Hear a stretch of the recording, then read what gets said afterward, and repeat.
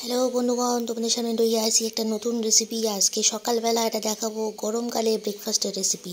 হ্যাঁ, এটা হচ্ছে আজকে বানাবো তোমাদের সামনে সাবু মাখা। তোমরা জানো যে সাবু মাখা বানাতে কী কী লাগে, তাও আমি তোমাদের সামনে আরেকবার দেখাইয়া দিই তোমাদের কী কী লাগবে সাবু মাখতে। আমরা যেভাবে মাখি আর কি। দেখো, এখানে বাড়িতে পাতা দই নিয়ে নিয়েছি, আর আগে সাবুদানাটাকে ভিজিয়ে রেখেছিলাম, আর এখানে আছে কলা, আর হয়েছে চিনি। চিনির বদলে তোমরা গুঁড়ো দিতে পারো। প্রথমে দেখো, কলাটাকে এরকম করে চোকলাটা সারাই, আর তারপরে এটাকে এরকম করে ভালো করে ম্যাশ করে নিবো একটা কাঁটা চামচের সাহায্যে। তোমরা চাইলে হাত দিয়ে চটকাইয়াও নিতে পারো, তাতে কোনো সমস্যা নেই। আমি এখানে সকালবেলা চটকা চটকির দিকে যাবো না, আমি এখানে এটাকে একটা কাঁটা চামচের সাহায্যে ভালো কইরা এরকম করে ম্যাশ কইরা নিব। আবার অনেকের বাড়িতে ম্যাশারও থাকতে পারে তোমাদের, সেরকম দিয়েও এটা এরকমভাবে ভালো করে ম্যাশ কইরা নিতে পারো। এর ফলে যেটা হবে যে মাখার সময় খুব ভালোভাবে এটা মাখা যাইবে।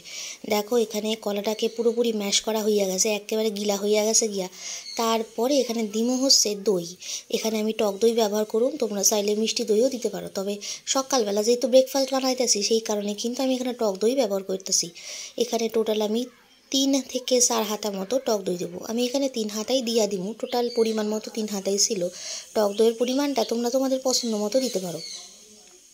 তবে হ্যাঁ, মিষ্টি দই কিন্তু সকালবেলা খাইলে কিন্তু অনেক সময় শরীর খারাপ হওয়ার একটা ব্যাপার থাকে, তো সেই কারণে মিষ্টি দইয়ের বদলে টক দই দেওয়া যায়। আর কলার পরিমাণে, কলাটার মধ্যে তো এমনিতেই মিষ্টি আসে। আর এখানে তারপর এটাকে এটার মধ্যে দিমু হচ্ছে চিনি। তোমরা চাইলে চিনির পরিবর্তে গুড়ও ব্যবহার করতে পারো, তবে আমি এখানে চিনিটাই ব্যবহার করুম। সেই কারণে দেখো, আমি এখানে টোটাল চামচের পরিমাণ হলে এখানে 5 থেকে 6 চামচ মতো আমি চিনি দিয়া দিব। চিনিটার মিষ্টির তো তোমরা কম বেশি তোমাদের ইচ্ছা মতো কইরা নিতে পারো। আমি এখানে খুব একটা মিষ্টি দিই নাই, কারণ সকালবেলা বেশি মিষ্টি খাইলে আবার শরীর খারাপ হয়, সেই কারণে।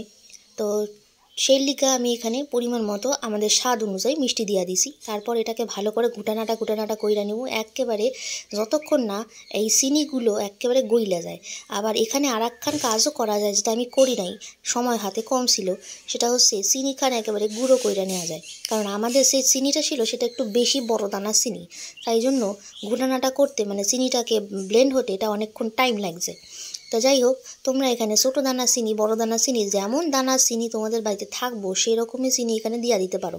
তারপর ভালো কইরা ঘুটানাটা কইরা নিও যতক্ষণ না চিনিটা একেবারে ব্লেন্ড হইয়া যায়। তারপর দেখো, এখানে 1 চিমটে মতো নুন দিয়া দিমু। হ্যাঁ, তোমরা এবার বলতে পারো নুনটা কেন লাগে।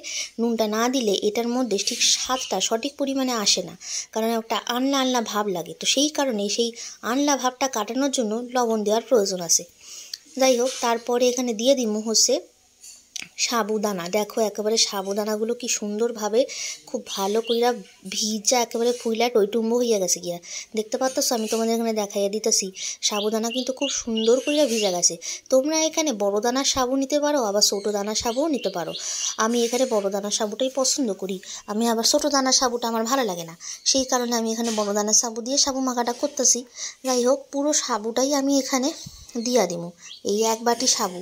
তবে এই সাবুটা মানে এই ব্রেকফাস্টটা আমি 4 জনের লিগা করতেছিলাম, সেই কারণে কিন্তু আমার এখানে 1 বাটি পরিমাণ মতো সাবু লেগেছে। তোমরা যদি ব্রেকফাস্ট করো সেই অনুযায়ী তোমাদের মেম্বার্স অনুযায়ী তোমাদের সাবুর পরিমাণটা বেশি কম করে নিতে পারো। যাই হোক, সবটাই দিয়া দিমু এখানে। দেখো, কিচ্ছু ফেলন যায় না, সবটাই লাগবো। তারপরে এটাকে ভালো কইরা মিক্স কইরা নিব। এই হাতার সাহায্যেই মিক্স কইরা নিব। আমি আবার একটু হাত মাত একটু কমই ইউজ করি। হ্যাঁ, হাতাটাই বেশি ভালো লাগে, কারণ সকালবেলায় হাত মাত একেবারে ভরাইয়া কাজ করতে বড্ড বিরক্তি লাগে। যাই হোক, সেই কারণেই কিন্তু আমি এখানে হাতার সাহায্যে এরকম একটা হাতার সাহায্যে ভালো করে মিক্স করে নিব। আর কলাটাও যেহেতু খুব ফাইন একেবারে ম্যাশ হইয়া গেছিলো, মিক্স করতে কিন্তু কোনো সমস্যাই হয় নাই। এই রেসিপিটা কিন্তু খুবই সহজ এবং সরল, আর হচ্ছে খুব টেস্টি হয় খাইতে। সকালবেলা গরমের দিনে ব্রেকফাস্টের জন্য এটা কিন্তু একদম পারফেক্ট রেসিপি। ওই রুটি তরকারি খাওয়ানোর চেয়ে এইটা খাওয়ালে কিন্তু পেটটা ঠান্ডা থাকে আর শরীরটাও ভালো থাকে। দেখো, এখানে আমি ভালো করে মিক্স করে নিতেছি। আর তোমরা চাইলে সকালবেলা এই সাবু মাখার মধ্যে কিন্তু তোমাদের পছন্দ মতো ফল অ্যাড করতে পারো, যে যেরকম ফল পছন্দ করো সেই ফল ছোট্ট ছোট্ট পিস কইরা কাইটা, হ্যাঁ, তো এটার মধ্যে অ্যাড কইরা যায়, তাহলে কিন্তু এটা আরও ভালো খাইতে হইব গিয়া। তা আমি এখানে আমার কাছে ফল সেরকম লিগা ছিল না, আমার এখানে কিশমিশ আর কাজু ছিল, কাজুটা দিইনি, শুধু কিশমিশটাই দিয়েছি। আর ভালো কইরা মিক্স কইরা নিছি যাতে কিশমিশটা এটার মধ্যে ভালো করে ডুবে গিয়া এটার জলটাকে অ্যাবজর্ব করতে পারে।